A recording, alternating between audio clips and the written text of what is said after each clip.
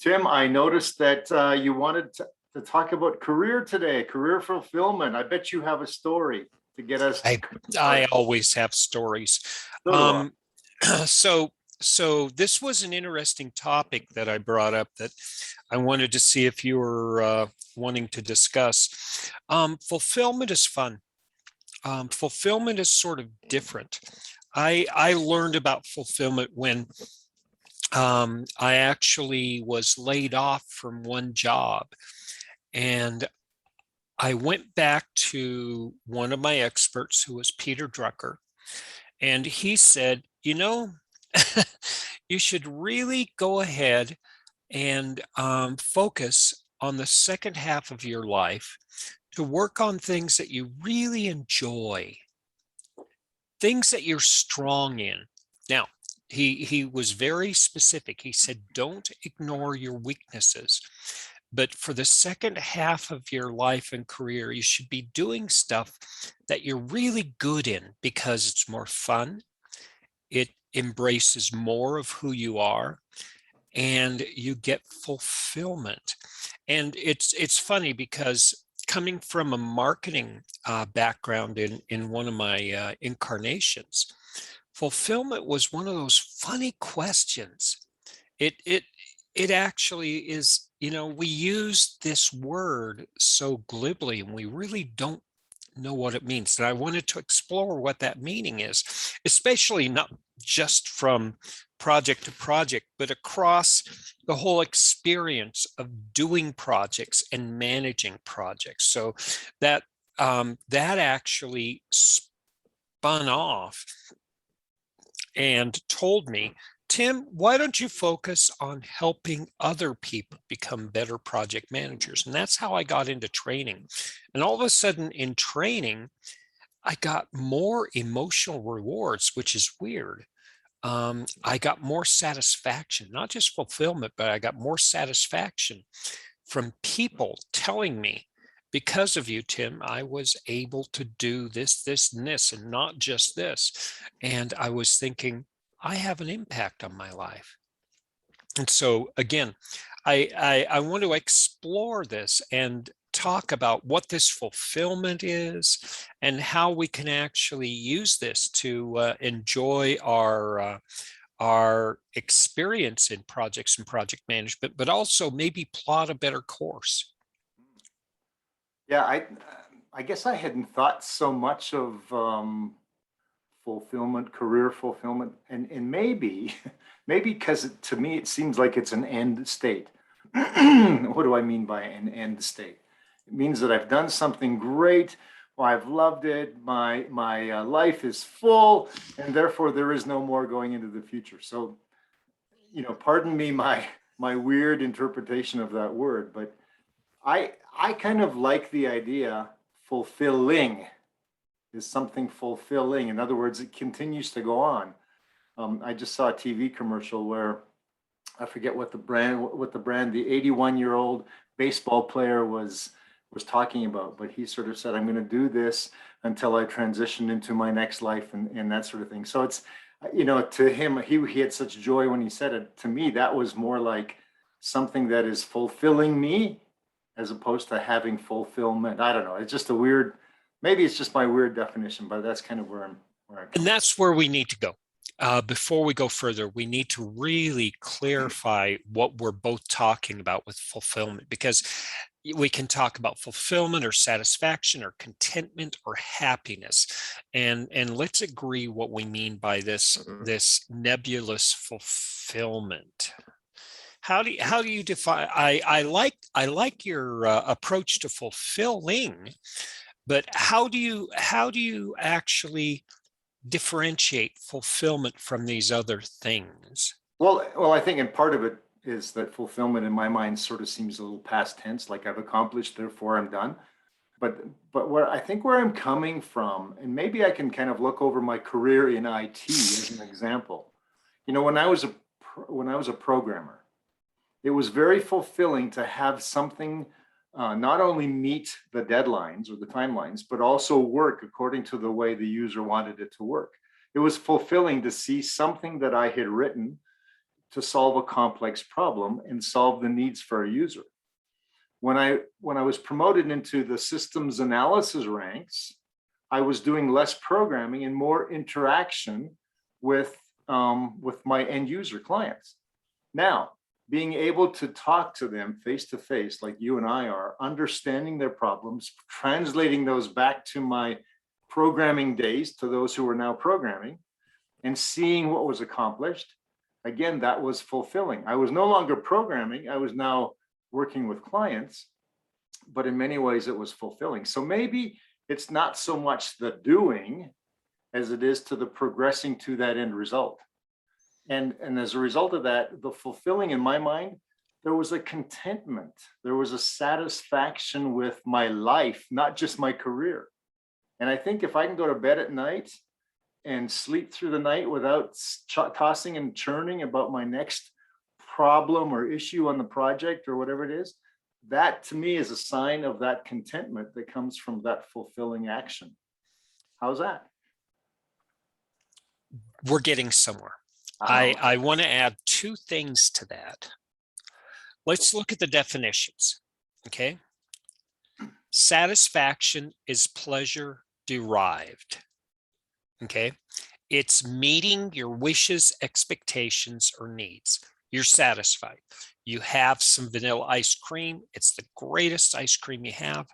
And it's like you said, it's the experience after the event. Contentment is a state of happiness or satisfaction. That's emotional. Now, I'm going with the formal definitions. We may or may not want to work with them. Happiness is a feeling, and it's showing pleasure or contentment. Now, when we talk about fulfillment, it's the achievement of something. Okay, it's basically meeting a requirement or a condition. It's passing the finish line. That's fulfillment. Now, let me take a 90-degree turn and bring in two other concepts. Number one, rewards. What's a reward? It's a piece of chocolate or a gift certificate or a plaque on the wall, right? You did something. It's an event that happened in the past and you have a reward. And it's a little bit, it has a time component on it, right? Because you run out of chocolate or you use up the gift certificate or the plaque gets dust. There's also something called recognition. Now, recognition is something that you're doing in the midst of the action. So if we talk about projects as a path to a destination, a reward is for the destination, where recognition is for how you're going down the path. And what you're talking about is fulfillment is the reward, where fulfilling is the recognition. Did you just come up with that just now? That's great. Oh, no. I've been struggling with how to define recognition and rewards with my students for over 3 years. Oh, wow. This is what I do. I take all of these little constellations of terms and try to throw it together. So go back, you read something that was a more formal description of the word contentment. What did that say again? It's a state of happiness or satisfaction. Okay, so when I described, for example, for my examples where I was a programmer, then a systems analyst, I was taking too long, so I didn't get into project management. But when I looked at those things, by all intents and purposes, being a systems analyst was much more stressful job. Now you're on the public view, right? You're in front of people. You're making decisions that affect the lives of other people. As a programmer, you're taking instructions and turning them into code and seeing what comes out. So there's more stress. And yet, in my description, I said that I was contented the whole time. And I think part of that, again, is I think it comes from that recognition, the recognition of doing the job that is pleasing to someone else and fulfilling, I'll use that word, fulfilling their requirements. So it's kind of my service to them. Now I was paid handsomely for servicing them, but at the same time, I think there was just that, I don't want to say it's bliss. I don't want to ever paint the fact that I've had a blissful career, because I have not. But I think there is that ongoing contentment if we are being fulfilled or fulfilling what it is that we're doing on a daily basis. Yeah, and when you talk about how experts use the word fulfilling, they have two visuals in their mind. Number one, you look in the mirror at the end of the day and you say, did I do good work? Whether it was hard or easy, whether it was successful or unsuccessful, it's a personal, experiential response to the work you're doing. Okay. Now, the other side of fulfillment is, wow, I didn't think I could get that done. I went a little further than I experienced. And this is where fulfillment is used much more actively in human behavior. It's basically going beyond this. There's a what is it? I forget which neurochemical that we're talking about that is given to you. It's a pain suppressor. It's the pain suppressor that says we can do a little bit more. And when you do a little bit more, you feel pain. And then it says, congratulations. It's a personal reward system we have for going beyond our boundaries. And that is a component of fulfillment too. That's a great example. I was in athletics for all of my youth and into my early adulthood. And I remember those, running those sometimes I'd run 12 or 15 miles on the weekend. And you think, how can I do this? And then you just kind of get through that next piece of pain, right? And you say, Exactly. you come to the end and you go, wow, I accomplished this thing. How did I do it? And I'm not even hurting that badly because somewhere I got my second wind and kept going, right? So it's right. Exactly. And this is how we function. And it's not emotional per se. There's an emotional component, but there's also a physiobiological component too that we have to be aware of, that our bodies are doing this with us. So when we talk about fulfillment, it's largely experiential, and we want to measure and quantify it, but at the same time, it's like, no, it's a state of awareness. Don't try to put it within fences. well, and think about, I don't know if you watched any of the Olympics this summer, and now I'm kind of time boxing this particular episode, but in the Olympics, there still are world records being set. And have we not reached the limits? And I'm talking set without any chemical enhancements to help these people along. But it seems like there's almost no limit to what our bodies can do and what that mind over body effect kind of gets into, and the huge reward afterwards for those athletes who've set the new world record that may not fall for years to come. It just amazes me to watch these folks. Well, and in the physical realm as well as the emotional, intellectual realm, it's basically, consensus says it's so far beyond what we think it is. Yeah. That when we do try to go beyond our boundaries and we make it, we surprise ourselves, and we can surprise ourselves a lot. Well, and then kind of getting back to our career discussion in terms of project managers and how we become fulfilled in our careers. One of the things that we pride ourselves as project managers is not ever having bench time, right? You basically finish one project, go to the next, finish that project, go to the next. And I remember I had years of non-unbillable, if that makes sense, non-unbillable days. And obviously your worth to the corporation is every billable day.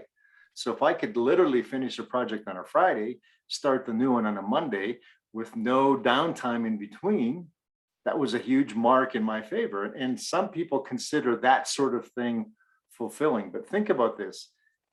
are we in fact being fulfilled just by stringing a whole bunch of projects together throughout our career? What do you think? I think it's more than that. I think we can actually have that as a goal. And as we attain and maintain that goal, I think we can get rewards. But I think it's more than that. There's some other things that we can talk in this area. But this utilization, we were running at an 80 to 95% utilization because we were doing a lot of non-billable sales and planning, and that was acceptable. And it's, I'm not going to say it's easy, but there's a specific formula that you can actually put together to make that very usable. So you can call that fulfillment, and a lot of people will, because that's what they desire. That's what their objective is. My objective was more. My objective was more towards playing within my strengths and really enjoying it. So it had to do a lot with the type of work I did, like you. The work was harder and more complex, and it was more in public eye. And yet you got a lot of sense of value and purpose out of doing it. So it was more fulfilling. Yeah, and what you said is exactly right. I've worked with a lot of IT professionals who literally go from one project to another without missing a billable day. And to them, it's a badge of pride, a badge of honor. It's kind of a comparison to their colleague who maybe had to be benched for 2 weeks because their project wasn't quite ready yet. And so there is that kind of almost a selfish sense of pride in terms of being fulfilled, that or being unbillable. What my sense of pride was, or what my objectives were, much like yours. Number one, I liked to stay billable because obviously showed my worth to my corporation. And even when I went on my own 16, 17 years ago, I liked to stay billable because it just seemed like you were always contributing that in that way. And so one of the things that I did from a career perspective, and if I was a young project manager listening to this old guy right now, I kind of take out my pencil. One of the things I did was, and I don't know that this makes sense for a lot of people, but I stayed within the same industry domain.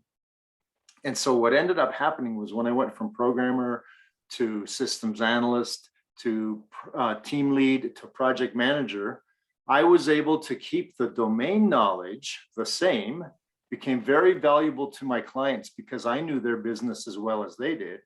And therefore I could concentrate on the next level of my career development. I only had one thing to learn, and that was the next step, because functionally I understood everything. So from that perspective, I was never bored. I was never, ever, ever in a situation where I could not move from one project to another and come up to speed immediately. It was just one of those things that I strove for. So in your situation, I would have been bored. So we're talking about a very personal definition of fulfillment. Yeah.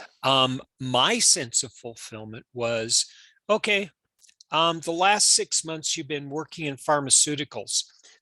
We need a lot of focus over in fuel and oil for the next year and a half. And specifically, they need a whole different skill set.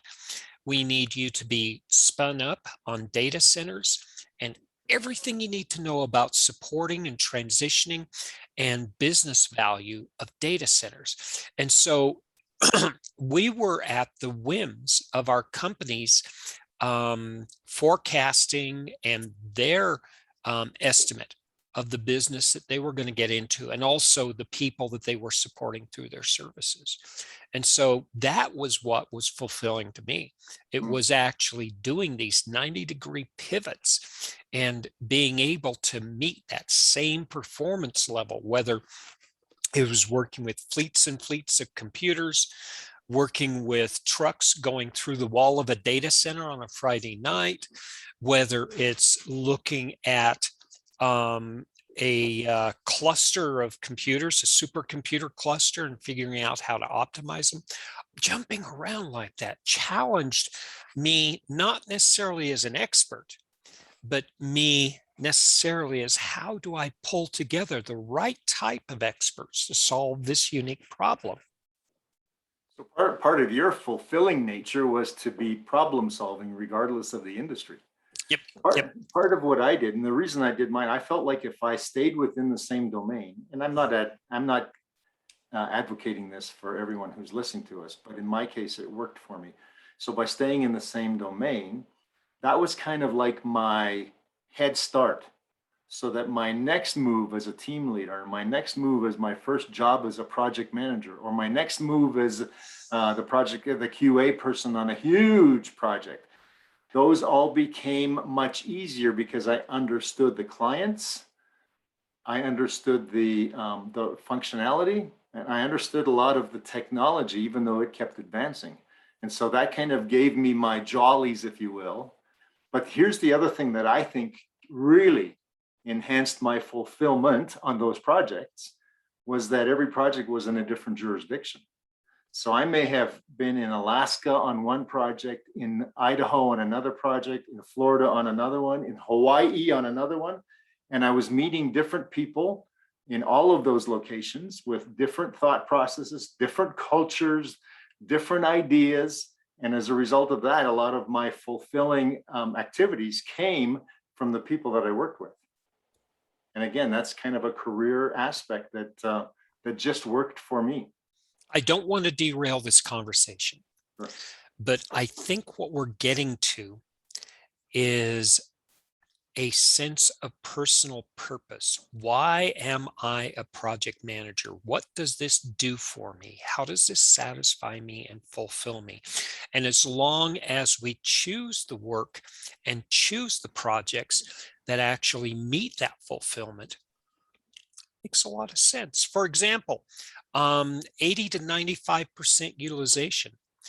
If my purpose is to stay within a safe job, 80 to 95% utilization is something that I'm going to be focused on laser tight, Yes.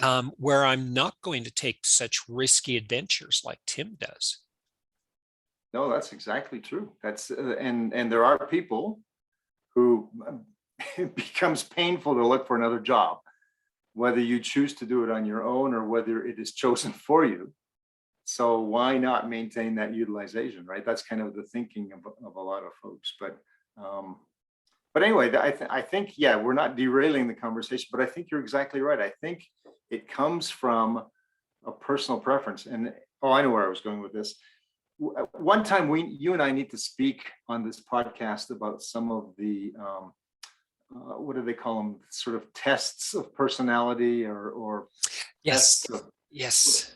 But I remember early on in my career, one of the requirements in one of the jobs I had for one of the companies I worked for was to take, I think it was the Myers-Briggs. Yes, it was the Myers-Briggs test. And it kind of helps you not only understand who you are from 4 different areas, but how you relate to people who are either similar to you or completely different from you. And I remember being on that. There's one of them is whether you're an introvert or an extrovert. And I think I was kind of like 1 point over the line towards the extrovert, which is interesting from a personality point of view. And it made me think, why was it that I got so much joy and so much fulfillment out of meeting different people in different cultures and spending time with my clients in solving their problems? And I think maybe I was a little more towards that extroversion part. And as a result of that, that became part of what really made my career go well, was just that client interaction, personal interaction. The whole process of going through this exercise makes these tools very valuable. What drives me?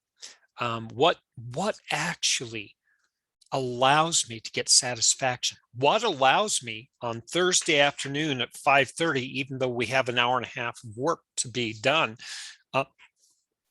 I can actually turn to my team and truthfully say, this is exciting.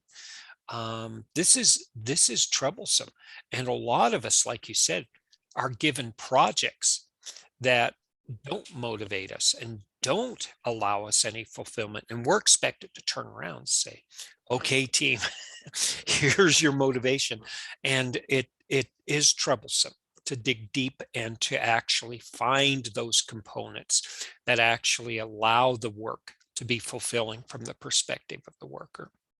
Well, and it got me thinking when I looked back over my career. It was a pretty decent career in terms of not only with the many places. Just to give you an idea, I have engaged on projects in 20 different states in the United States and 2 different provinces in Canada. So I've had a huge kind of variety of experiences in many different jurisdictions.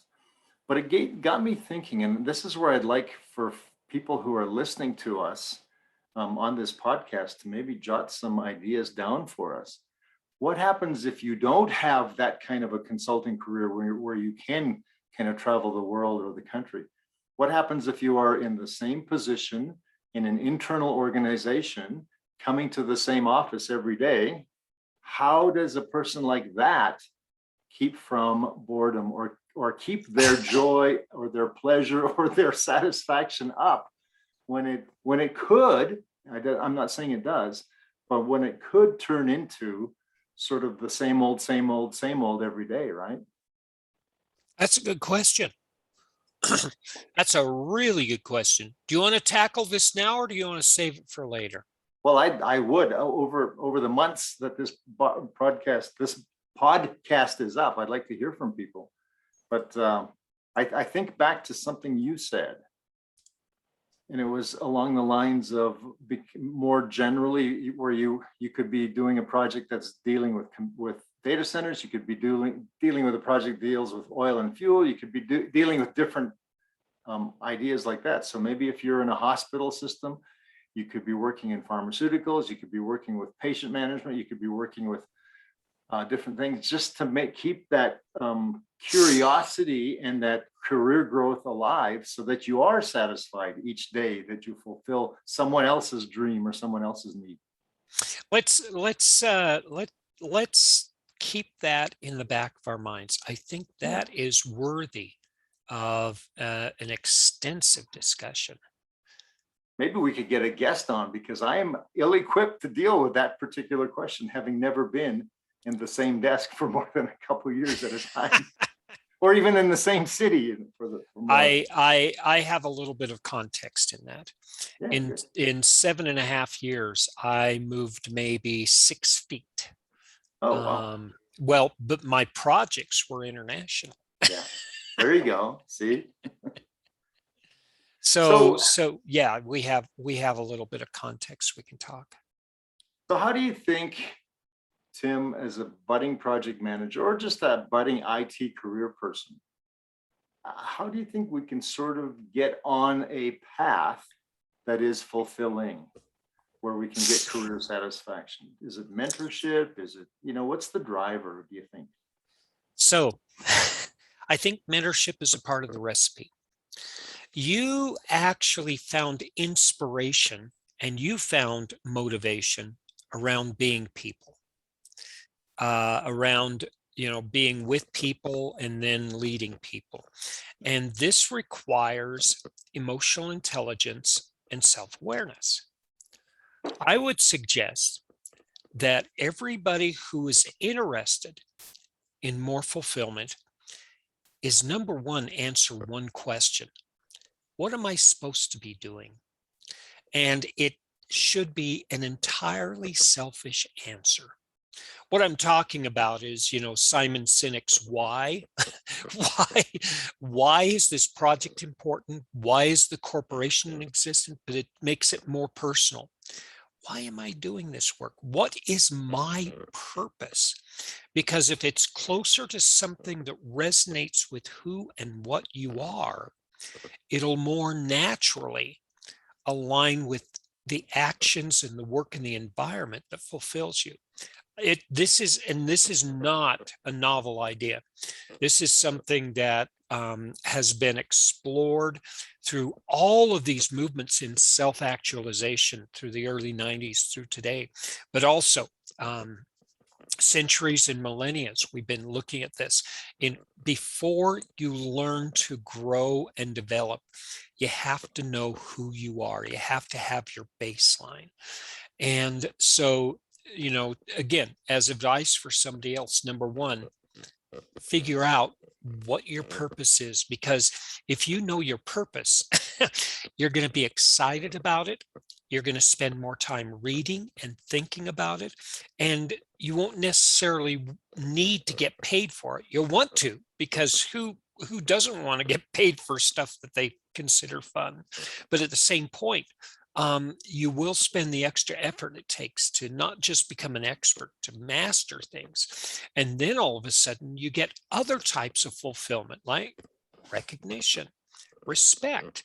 And these things actually trigger even more fulfillment. Well, and I think you were going down the right path too, even for younger project managers or younger IT professionals. Early on, I mean, I'm going back on my experience. Early on, if you'd have told me you need to find your purpose, and by the way, what you said is exactly right, because that does help a whole lot. But if you'd have told me as a 28-year-old budding team leader, you need to find your purpose and you'll be much more fulfilled in your job, I'd have said, find my purpose. I'm just trying to pay the bills. I've got 2 children. We need to make sure that the mortgage is paid, and you get into that, so you don't really, as a young person especially, and this, I don't want to cast all young people into sort of the same bucket, but when you're starting out and struggling, you're just trying to pay the bills. But I think the idea that as you mature in your career and as you mature in life, that sense of purpose becomes exactly that. The important part about getting that fulfillment from not just my career, but even events surrounding the project I'm on or the career I'm focusing on. There are very few people who know their purpose early in life. Yes. Most people are putterers. They have what's called a range experience. And through that range, they explore and discover what they enjoy more and what they're stronger in more. So it's that whole range. And for a lot of us, my purpose was the same thing. Early in my career, my purpose was to make sure that we had a roof over our head and we had enough to eat and we all felt safe. Yeah. That was my enough purpose for me. But as life got more complex, my purpose became more complex. And it's most proper to be exploring this in your 30s and 40s and even 50s. Yeah, the reason I brought that up actually is I was thinking back to my own career, but I just didn't want a whole bunch of 25-year-olds listening to us suddenly stop what they're doing on the project and go find their purpose. Yeah, no, that's not how you do it. That would not bode well for us as professionals, would it? Yeah. So what we're talking about is learning about yourself and studying yourself. Do you think we can also look to our leaders and our executives and find other experts? I think so. And here you have to be judicious. I have worked for some very, I'll call them high-strung, ambitious, take no prisoners executives. I would not look up to them because that was not me. They were taskmasters. We got a lot done. We made a lot of money, but it was less fulfilling. Let me put it that way. Less personally satisfying to work for that person.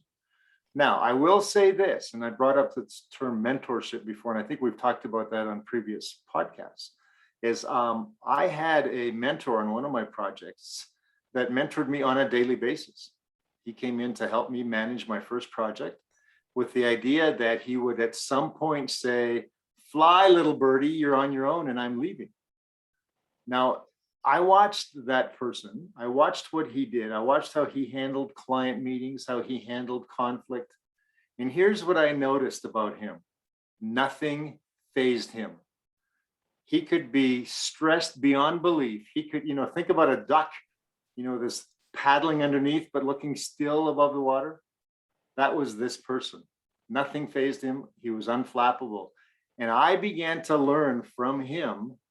The reason he could do that is because he was completely, and I'll use my word from before, he was completely content, not just in the career he had chosen, but in his accomplishments and who he was as a person. That became my number one mentor. Yes. We meet about 3 of those in our careers. Yeah. That's about average. I have another mentor.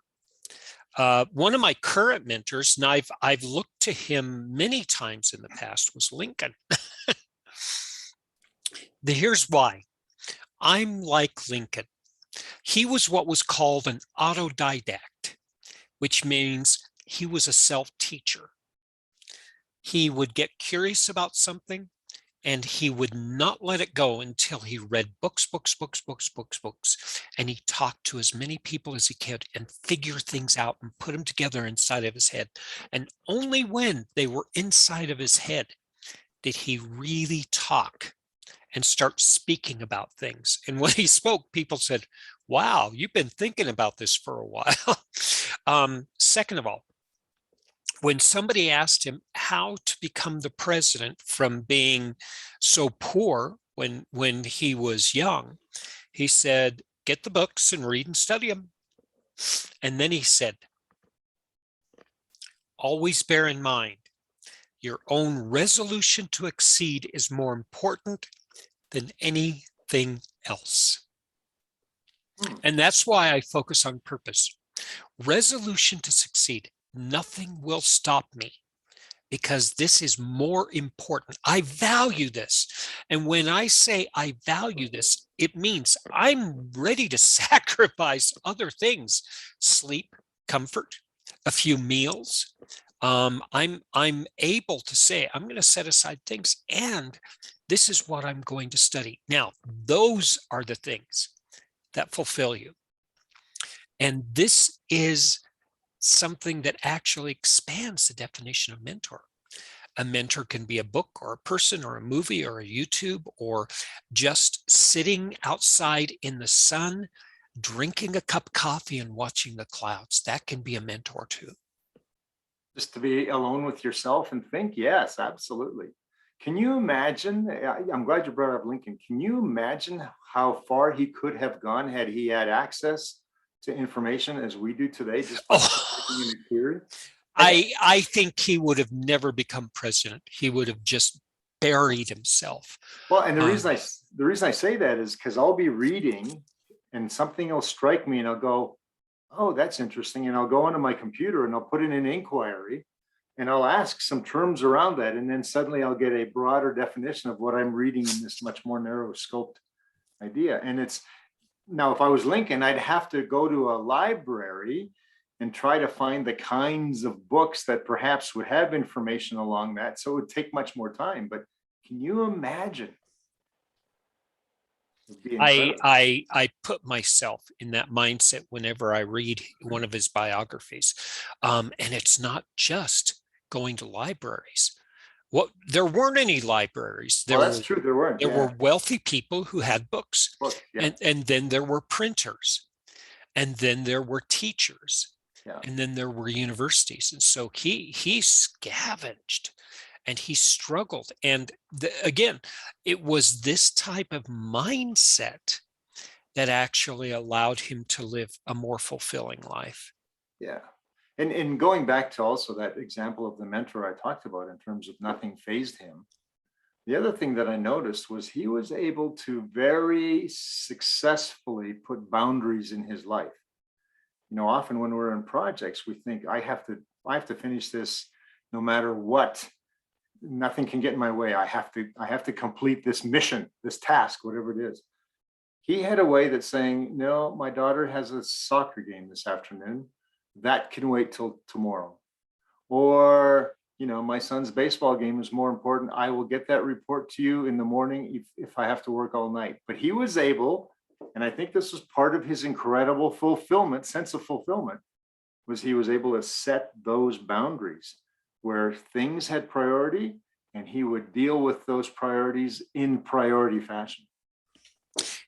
It's really strange. I don't want to divert this discussion, but creating boundaries and discipline doesn't constrain you. By saying no, it allows you to say yes a lot deeper into fewer topics. It actually frees you. Saying no gives you a sense of freedom more than it does a sense of constraint. Right. Now you have to learn how to say no properly. Oh, yeah. You can't be rude, but that's exactly right. I never thought of that till you said it. It doesn't constrain you, it actually frees you. Mm-hmm. Now, let's actually go further than this. We talked about this a little bit, but after 30 years of doing this day in and day out, this has to be just, telling on an individual and their emotions. How do you remain fulfilled and satisfied when you just have to get back into the saddle every Monday? I think I can honestly say one day at a time. And I just found, maybe it was because I changed my disposition as I went through my career, and I extended my career and moved up. But whether I was on an airplane, I would engage the person next to me. When I was on a project, I think, to use one of your favorite anecdotes, I would grab someone and let's go down to the cafeteria and just have a conversation. So I think it's so much, when we think of our careers, we think of task, task, task. But if you mix it up so that work is part of life, as opposed to work is life, then it's just another activity that you do. So after 30 years, I never ever let a project or a set of tasks become mundane or repetitive or whatever. They are always something in that process that kept me engaged with something. There was one project I had, a young woman on the project from the client side decided that I was well read. So she would come into my office, close the door and say, I'm going to write a book. What would you suggest? And we would talk about that, not wasting time from the project. We would always make our tasks. But think of that. I'm going to write a book. What's that got to do with a requirements definition phase? Nothing. But it kept us both engaged, fulfilled, and enjoying life. So this is where things get really interesting. When I talk about Maslow's hierarchy in class, I'm teaching motivation. Basically, the fundamental way you can motivate people is connecting their work to fulfillment of their personal needs, right?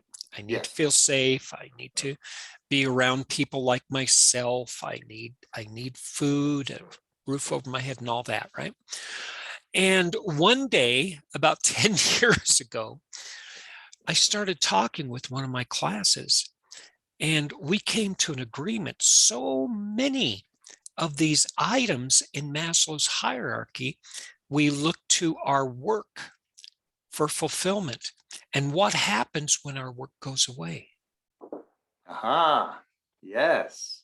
So if we can actually broaden our understanding of fulfillment, not just to be a job, not just to be a title, but to actually have a broader purpose, then whether or not the project's there, whether or not we do things, we can find fulfillment, not just in getting the work done, but actually having a good, deep conversation with a stranger, or talking about, what if I were to write a book? One of our favorite conversations in across 2 or 3 years, when I was working with 30 different people in data centers, was, we are a unique type of project teams and project managers. There were about 3 of us who did this work.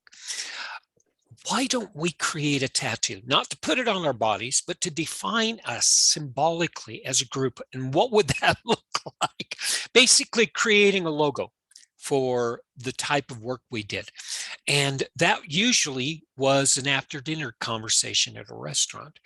And it helped us understand not just, the work we're doing or things like that, but like you, if I were to write a book, if I were to design a logo, it allows us to explore our sense of purpose, not just as individuals, but as a community. And that was a fascinating exercise. So you had asked the question, looking back 30 years, what were some of the things? And I'm thinking now, if I were to put myself back 30 years and look ahead, how would I change things up? Ooh, yes, yes. And I think, and let me use an example of an Uber driver. My wife and I went on a small vacation last week, and pandemic or no pandemic, we felt safe enough to take an Uber. So in conversation with an Uber driver, and this goes along with my conversation about, is your work your life, or why do we compartmentalize our life into weekends and work days and work hours and non-work, that sort of thing. So here's an Uber driver. He drives to make some money.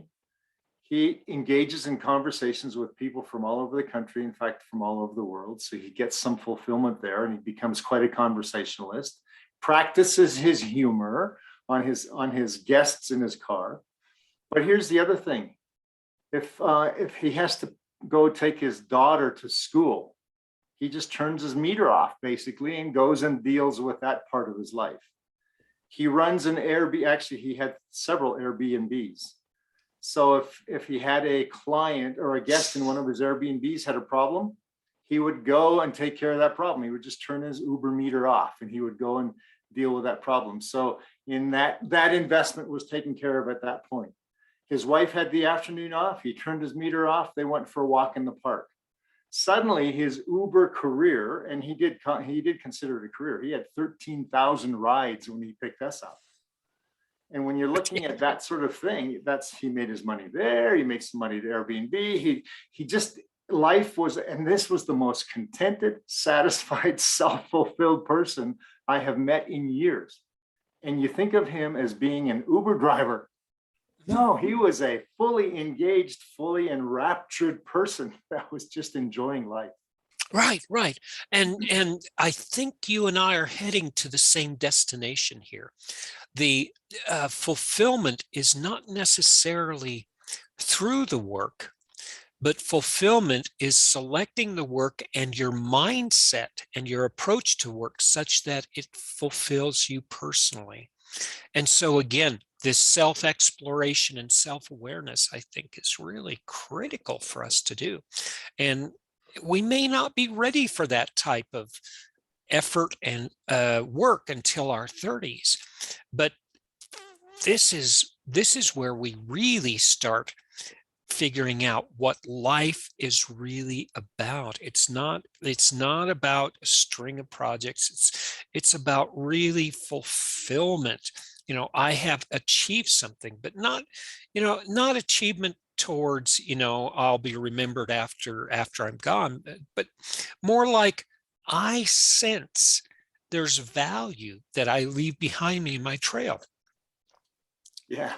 And if I was to go back to my 30-year-old self, I would definitely have made some more of those changes. Oh, yeah. Less time in the office, more flexibility. Maybe it's our gig economy that is becoming much more prevalent these days. Maybe that's helping people understand that life isn't all about these compartments of work and play.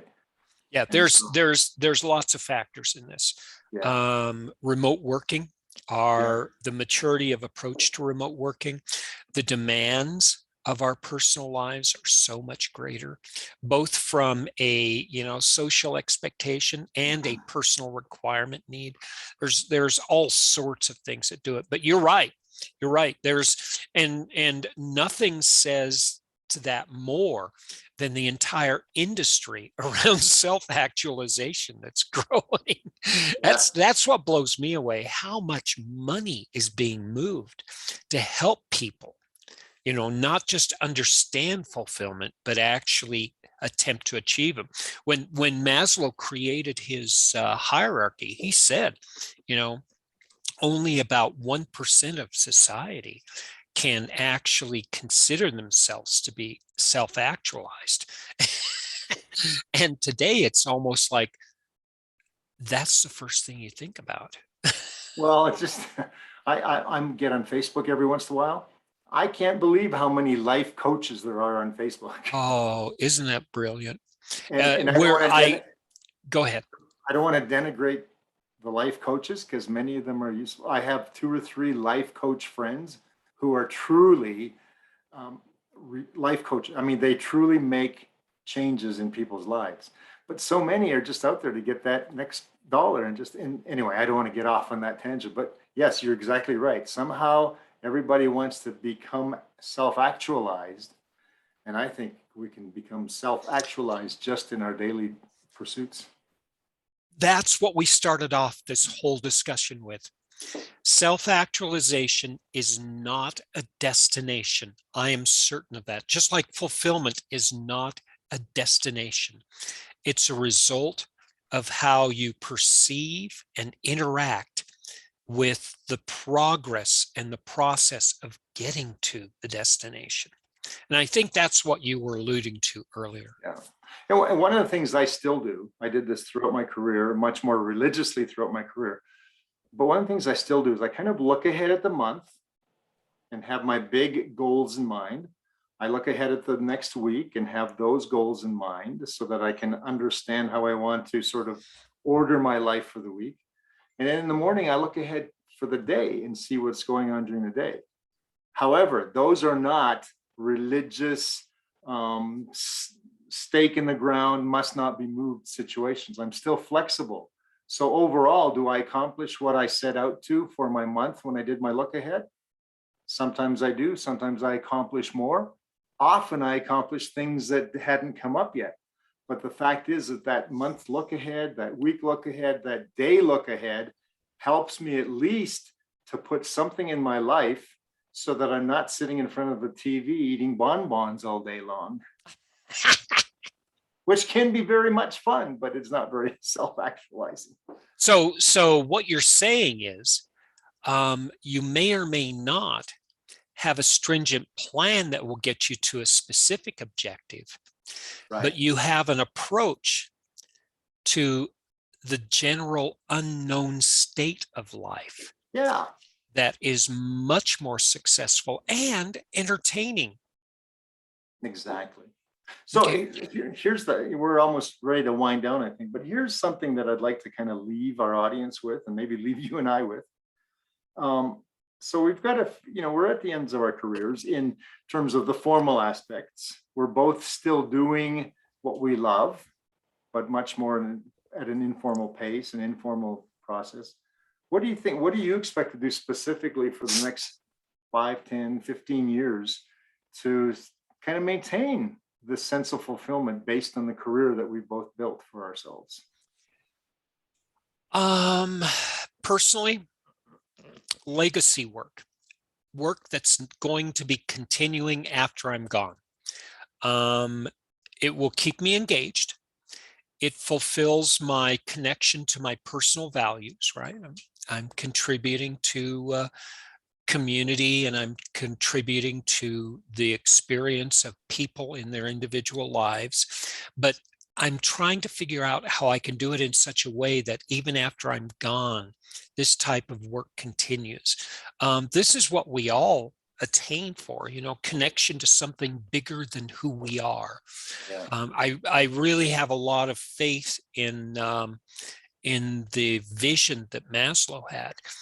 He talks about this from a self-actualization standpoint too, connecting to something bigger than you are. And I'm not saying political movements or social or religious movements. I'm saying something, community development, mentoring programs, creating an ongoing mentoring environment. These are the things that actually inspire me and make me forget about the couch and the bonbons. How about you? Well, now that I said couch and bonbons, I'm kind of thinking that way. No, I'm just kidding. My wife and I were lamenting the other day how much money we spend on cable television in terms of money going out versus how many minutes of the day that's worth watching, which are very few. But anyway, that now I'm going off on a tangent. But I think, how about me?